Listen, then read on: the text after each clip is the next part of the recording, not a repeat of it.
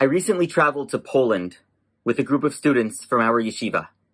Our main goals were to help members of the Polish Jewish community prepare for Passover and to provide assistance to Ukrainian refugees, Jewish and non-Jewish, as they crossed the border, fleeing the Russian invasion of their country.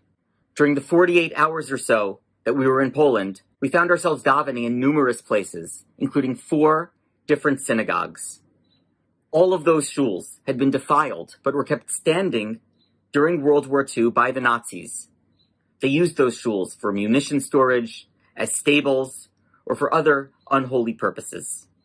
One, in Medica, just a few blocks from the Ukrainian border, where we spent our time volunteering, remains a shell of its former self, having never been rebuilt after its destruction some 80 years ago. Why did the Nazis keep these synagogues standing? I'll suggest that perhaps beyond the practical purpose that they needed buildings to use for various functions, that these shuls symbolized such an important aspect of Jewish life, namely the conversation between us and our Creator. Synagogues and yeshivot, shuls and schools are places where humans speak to God through the vehicle of prayer, and where God speaks to us through the vehicle of our study of Torah. Rabbi Joseph Soloveitchik so beautifully describes this. He says that learning Torah is a total, all-encompassing, and all-embracing involvement, an ecstatic experience in which one meets God.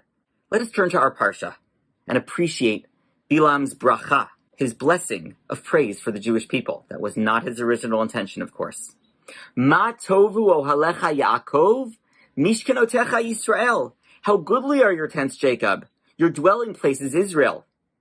Rav Ovadia Sforno, an Italian commentator who lived during the 15th and 16th centuries, suggests that the terms used here, ohalecha and mishkenotecha, your tents and your dwelling places, refer specifically to houses of study and houses of prayer, respectively. He explains that ma tovu, how goodly, means that these institutions do not merely benefit those who attend them, but all of the members of the Jewish people as well. The very fact that we as a community build, maintain, and value these sacred spaces speaks to what lies at the core of who we are as Jews. Our covenantal connection, our ongoing connection with God. To return to our original question, perhaps the Nazis chose to defile rather than destroy so many of our holy buildings because of the symbolism of showing that they were no longer used for their original holy purposes. And it is then even more meaningful to daven, to learn in those spaces today. Their structures may be damaged, their decorations, their furniture, their sifrei Torah and their holy books removed, but their sanctity remains, their connection to God and to the generations of Jewish people who prayed and studied within them. All of these cannot be destroyed.